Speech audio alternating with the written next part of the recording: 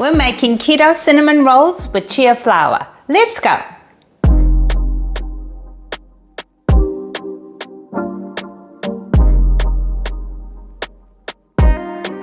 If you weren't living a keto or low-carb lifestyle, you would expect to have a cinnamon roll that is huge and you could actually have it as a meal. However, since I'm living a keto lifestyle, I've only ever seen ones that are sort of snack size, and now we have created this. When you're preparing your chia flour, in this recipe, you're only going to need 1 cup, and you'll need 120 grams worth of chia seeds to make 1 cup of chia flour. Nutritional information and your shopping list with 2 sets of measurements is listed in the description box. Set your oven to 320 degrees Fahrenheit or 160 degrees Celsius, and let's get into the recipe now. To a bowl, add 1 cup of chia flour, 3 tablespoons of powdered sweetener, and I use monk fruit, 2 tablespoons of unflavored protein powder, 1 teaspoon of baking powder, 1 teaspoon of salt, a half teaspoon of baking soda, a quarter teaspoon of xanthan gum, and whisk that all together.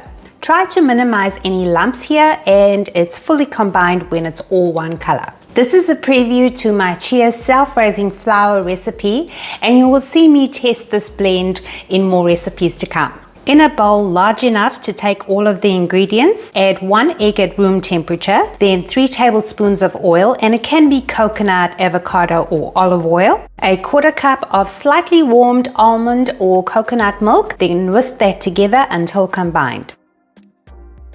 When you add chia flour a little at a time to wet ingredients, it seems to really help give you a smooth batter. So go ahead and add your chia flour to the wet ingredients a little at a time like I'm doing here.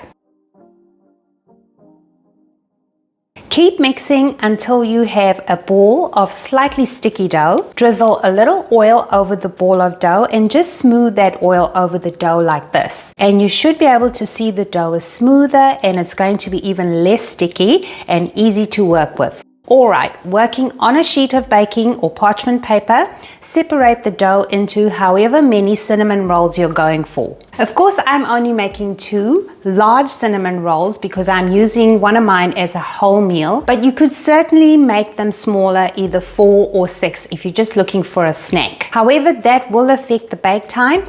You need to check your cinnamon rolls at about 15 minutes if they're smaller. As I shape the dough, do note it's not sticky. And I'm going to stretch the dough into a 30 centimeter or 12-inch strip. You will be familiar of doing it the regular way by rolling all of the dough between 2 sheets of parchment paper and rolling it into a log, then cut it. But I found that way quite restrictive. You don't really get to decide the size. It kind of is what it is when you do it that way. This way, the choice is yours, so do be creative, and you can make flatter cinnamon rolls or another type of sweet bread if that's what you like. Here you can see I'm using the paper to give me a very cylindrical log. I stretch it out first, then roll it in the paper to even it out. And then once I had the length, I created a flat surface so my filling can grab onto the dough. I'm going to make the filling for just this roll, which is a half teaspoon of granulated sweetener and a quarter teaspoon of cinnamon mixed together. In total, you will need 1 teaspoon of sweetener and a half teaspoon of cinnamon. And just spreading it all along the surface now and gently pressing it in using my paper again.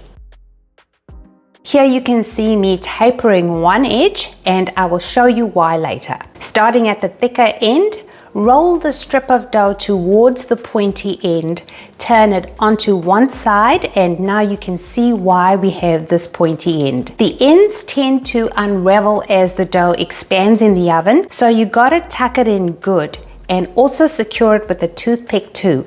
Place them onto a lined baking sheet, and now you can see me doing exactly that. This one is from one of my test batches. Can you see the cinnamon got scorched a bit? That's why we have to cover it with foil. And do leave some room under there so the rolls have freedom to rise.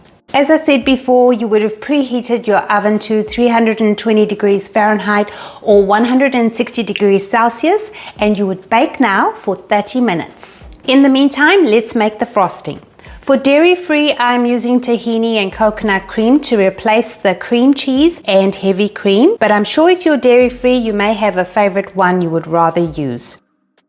Okay, for the sugar-free cream cheese frosting, I added 2 tablespoons of softened cream cheese to a bowl, then 1 tablespoon of heavy cream, a 1/4 teaspoon of vanilla extract, and 1 or 2 teaspoons of powdered sweetener depending on how sweet you want it, and mix that well until smooth. And here are the buns fresh out of the oven. Do let them cool before adding the frosting. But also, let's get an idea of the texture.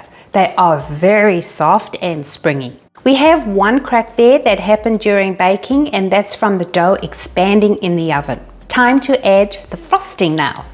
You could do a design on them or just spread the frosting as you traditionally would for a cinnamon roll. And now let's check out the inside. It's properly baked and again very soft. I'm having mine by spreading a layer of butter.